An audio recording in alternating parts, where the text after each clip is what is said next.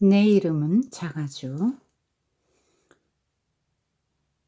아빠, 엄마가 아기를 보고 기뻐하는 표정인 것 같은데요. 아기가 있는데 목에 이름표 달고 있네요. 옛날 옛적에 행복한 부부가 살았어요. 다정해 보여요. 손잡고 이렇게 가고. 날마다 두 사람은 모형 비행기도 만들고 청소도 하고 딸기 아이스크림이랑 바닐라 아이스크림도 먹었어요. 그런데 어느 날 이상한 소포꾸러미가 배달되었어요. 둘은 함께 소포를 풀어보았어요. 상자 안에는 앙증맞은 분홍빛 생물이 들어있었어요. 이렇게 쓰인 쪽지를 목에 걸고서요. 내 이름은 자가주예요. 아기가 얼마나 사랑스러웠는지 몰라요. 두 사람은 엄마 아빠가 되어 자가주를 주거니 받거니 하면서 행복하게 살았어요. 자가주가 언제나 사랑스러웠던 것은 아니에요. 뭐 싸네. 하지만 웃는 모습을 보면 그 정도쯤은 엄마와 아빠는 자가주를 높이 더 높이 주고받으며 즐겁게 지냈어요. 더 바랄 것 없이 멋진 하루하루였어요. 그러던 어느 날 아침에 일어나 보니 글쎄 자가쥐가 커다란 새끼 대머리 독수리로 변해 있지 뭐예요. 그 울음소리는 정말 끔찍했어요. 밤에는 더 끔찍했어요. 아빠가 말했어요. "어떻게 좀 해 봐. 더는 못 참겠어." 그렇게 지내다가 어느 날 아침에 일어나 보니 자가쥐가 새끼 코끼리로 변해 있었어요. 새끼 코끼리는 가구들을 밀쳐 쓰러뜨리고 식탁불을 마구 잡아당기고 코에 닿는 것은 무엇이든 입으로 가져갔어요. "어떻게 해야지? 나더러 어쩌라고." 엄마가 말했어요. 그렇게 지내다가 어느 날 아침에 일어나 보니 자가쥐가 이번에는 멧돼지로 변해 있었어요. 멧돼지는 진흙처럼 보이면 아무 것에나 달려들어 뒹굴었어요. 집안은 온통 흙투성이가 되었죠. 아빠가 말했어요. 끔찍하군. 이건 정말 끝도 없잖아. 그렇게 지내다가 어느 날 아침에 일어나 보니 자가쥐가 아주 못된 새끼용으로 변해 있었어요. 못된 용은 불을 뿜어 양탄자를 태웠어요. 집에 놀러온 이웃집 할머니의 스웨터에도 불을 붙였어요. 엄마가 말했어요. 정말 못 살겠어. 이러다가는 온 집안을 태우고 말 거야. 그렇게 지내다가 어느 날 아침에 일어나 보니 자가쥐가 박지로 보낸 커튼에 매달려 찍찍대고 있었어요. 그러더니 다음 날에는 멧돼지로 변했어요. 그다음 며칠 동안 코끼리가 되더니 그다음엔 못된 용이 되었어요. 엄마가 말했어요. 도대체 정신이 하나도 없어. 뭐든지 하나로만 있었으면 좋겠어. 그렇게 지내다가 어느 날 아침에 일어나 보니 자가쥐가 이상하고 낯선 털복숭이로 변해 있었어요. 엄마가 소리쳤어요. 맙소사, 차라리 코끼리가 낫겠어. 아빠도 말했어요. 아니면 멧돼지든지. 그 털복숭이는 날마다 점점 더 커졌고 털도 점점 더 덥수룩해졌고 점점 더 이상해졌어요. 엄마가 말했어요. 계속 자라려나 봐. 아빠가 말했어요. 이젠 정말 참을 수가 없어. 내 흰머리 늘어난 것 좀 봐. 우리는 앞으로 어떻게 되는 걸까? 그렇게 지내다가 어느 날 아침에 일어나 보니 글쎄 자가쥐가 예의 바르고 말끔한 청년이 되어 있지 뭐예요. "여기 앉으세요." 자가쥐가 말했어요. "어머니, 아버지 식사하세요. 뭐든지 말씀만 하세요. 제가 다 해 드릴게요." 자가쥐는 곧 예쁜 아가씨와 친해졌어요. 두 사람은 오토바이에 관심이 많았고 꽃도 좋아하고 과일 샐러드를 즐겨 먹었어요. 얼마 지나지 않아서 두 사람은 언제까지나 함께 있고 싶어 했어요. 자가주는 이 사실을 말하려고 부모님을 찾아갔어요. 그런데 엄마 아빠가 커다란 갈색 펠리컨으로 변해 있지 뭐예요. 자가주의 이야기를 들은 엄마 아빠는 부리를 딱딱거리며 좋아했대요. 인생은 정말 굉장하다니까요. 네. 무슨 이야기죠? 음. 엄마 아빠가 인제 결혼을 했는데 소포를 배달받죠. 근데 아이가 이름이 이미 정해진 상태로 목에 이렇게 꼬리표를 달고 왔는데, 이것이 이름을 되게 아기를 낳으면 엄마 아빠가 져 주는데 이름이 지어진 상태로 소포로 왔다는 걸로 봐서 '혹시 입양한 게 아닐까?' 그런 생각이 좀 드네요.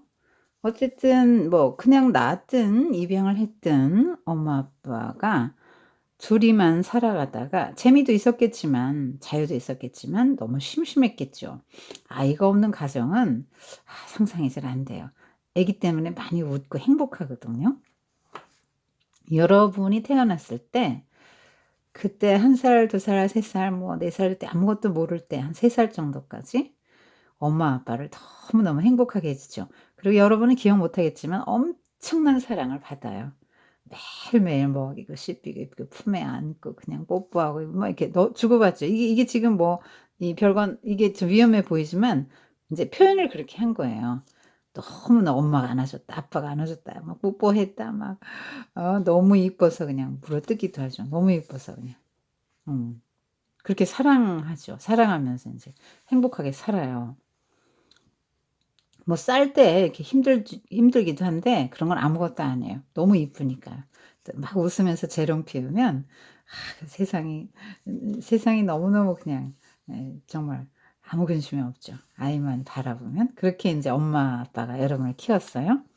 그런데 엄마 아빠 입장에서 보니까 점점 아기가 변하는데 무슨 새끼 독수리 같았다가 뭘로 변하죠? 밤에는 막 더 끔찍해. 그러니까 이게 뭐냐면 너무 시끄럽게 그냥 빼각빼각 우니까 엄마가 잠도 못 자고 엄마 아빠가 너무 시끄럽고 잠도 못 자고 힘들고 고생스럽게 느껴진 거죠. 쪼금 더 크니까 막 코끼리처럼 막 아무거나 막 들이받아서 무너뜨리고 잡아 당겨서 다 또 막 말썽을 많이 뭐든지 입으로 가져가는 게 여기 한 1 살, 2살 요때 다 입으로 뭐든지 가져가거든요. 그래 인제 그런 과정을 겪고 엄마 아빠가 지금 막 뒤치다꺼리 하느라고 너무 그냥 정신이 없네요. 한 4 살, 5 살. 네 흙 묻혀 갖고 와서 막 집에서도 놀고 그러던 시기. 좀 있으면 막 이게 뭐예요? 용처럼 불을 뿜는, 그러니까 뭐 엄마 아빠한테 좀 대들었나? 막 사나운 말도 하고 그랬나 본데요. 네. 아직 분별력이 없을 때. 그 박쥐도 변하고 멧돼지로 변하고 막 이랬다 저랬다 정신이 없으니까 차라리 하나면 좋겠다. 그렇게 말하고 나중에 털복숭이가 되잖아요. 아 맷 이게 털복숭이가 점점 자라요, 털복숭이. 그러니까 엄마 아빠 보기에 이런 면이 있다는 거죠, 아이가. 너무 예쁘고 사랑스러운데 이렇게 동물 같은 면이 있다고 인제 보는 거죠. 근데 나중에 어느 순간에 이렇게 멋진 청년이 된 거예요. 그래서 이 청년도 인제 결혼을 하게 됐고 집에 가 보니까 인제는 요 사람들 입장에서 보니까 부모님도 늙은 펠리칸 깃털 다 빠졌네. 부리를 딱딱거리며 좋아했다 그랬잖아요. 그래서 인제는 아들을 또 며느리죠. 요 이 입장에서는 또 이 사람들 입장에서는 엄마 아빠죠. 그래서 이렇게 모시고 쭉 가는 거예요. 인생길을 같이 가는데 얼마 안 있으면 요 두 사람도 또 아기 낳을 거 아니에요? 아기 낳으면 또 인제 요런 과정을 겪겠죠. 자, 이거는 쪼끔 진화론적 입장에서 인제 기술된 것 같아요. 사람은 이렇게 그 동물성만 있는 건 아니거든요. 동물성만 있는 게 아니고 그 신성이 있어요. 하나님으로부터 부여받은 신성이 있기 때문에 이런 것도 있긴 하지만 하나님 보시기에나 사람 보기에 정말 아름다운, 정말 귀하고 아름다운 면모도 있거든요. 근데 엄마 아빠가 인제 아기가 너무 힘들게 하니까 인제 요런 면모를 인제 본 거죠. 근데 동물로 봤다 이런 인식을 가졌다면은 대할 때도 역시 좀 그렇게 정말 사랑스럽고 존귀한 하나님의 형상으로 지어진 사람을 이제 못 보는 거죠. 특별히 인제 뭐 이렇게 막 불 뿜고 말 함부로 하고 대들고 그냥 뭐 말썽 많이 피고 특별히 막 이렇게 털복숭이 막 이렇게 좀 그야말로 거의 막 고릴라 비슷하잖아요. 그 엄마 아빠 보기에 인제 이렇게 아들이 이렇게 된 거죠. 사춘기인가 봐요, 이때는. 그래서 그냥 막 엄마 아빠 너무 막 자식 때문에 속을 썩어서 흰머리가 막 늘어났어요. 그런데 어느 날 말끔히 청년이 됐다. 그러니까 동물의 수준들을 막 쭉쭉 지나서 나중엔 사람이 됐다라고 하기 때문에 이제 진화론적 관점, 그다음에 영적인 거, 정신적인 거 뭐 전혀 기술하지 않았고 그렇게 동물 뭐 몸 이 애들이 말썽피우고 요런 것만 이제 봤기 때문에 그래요. 그런데 나중에 여기 보니까 이 사람들 입장에서 부모도 역시 이제 동물, 부모가 나중에 이제 동물처럼 된 거죠. 그 루이스가 말하기를 양서류다 그랬어. 인간은 양서류, 양쪽에 다 서식할 수 있는 거죠. 그 물속에서도 살고 육지에서도 살아요. 그래서 사람은 반은 하나님의 속성이 있고 절반은 동물의 속성이 있다고 봐요. 그래도 인간은요, 인간은 사람이죠. 네, 동물로 보기는 어려워요. 하나님의 형상으로 지어졌기 때문에 너무나 존귀하고 아름다운 거예요. 그러니까 부모님도 말썽 피울 때는 그냥 뭐 속 썩고 그냥 아유 뭐 어떤 생각도 별 생각이 다 들 수도 있지만 부모님도 그 아이 속에 있는 하나님 형상을 잘 봐야 되고 그리고 또 이제 이렇게 막 이런 잘 기다려야죠. 기다리면요. 아유 이렇게 뭐 속 썩지 않아도 흰머리가 늘어 이렇게 뭐 이렇게 속 썩지 않고 기다리면 언젠가 이렇게 정말 훌륭한 사람이 되죠. 이게 몸만 이런 게 아니고 우리 영혼도 좀 이런 과정을 거치는 것 같은데요. 야곱 같은 경우도 보면은 젊은 시절에 태어나서부터 형 발꿈치 잡고 태어났잖아요. 그런데 나중에 보면은 130세쯤 돼서 그 이집트 바로 왕을 만났을 때 축복해 줄 정도 됐고 147세 임종할 때는 자식 12에게 다 축복기도 하고 예언을 하고 죽었는데요. 그게 다 맞았잖아요. 그 정도로 영적으로 쭉 점점 더 하나님을 깊이 알아가면서 정말 귀한 하나님 나라를 세우는 하나님의 사람이 됐던 것이죠. 이거는 이제 자녀들의 성장하는 것, 자녀들 입장에서도 내 일생이 이렇겠구나. 또 부모 입장에서도 볼 때 이제 이렇게 되겠구나 하는 걸 이제 보고 다 절차나 과정이니까요. 또 인내하고 사랑하고 하나님은 우리가 있잖아요. 야곱도 그렇거든요. 그 말썽 피우고 하나님 앞에 정말 죄를 많이 졌는데 그거 하나님 다 지켜보시고 계셨거든요. 그러면서 끊임없이 하나님이 만나시고 찾아와 주시고 그래서 야곱이 정말 하나님의 사람이 되게 해 주셨거든요. 그러니까 우리 이 엄마 아빠도 여러분 키울 때 이렇게 고생 많이 하고 마음고생 많이 하는 거 우리 친구들 알아줬으면 좋겠고요.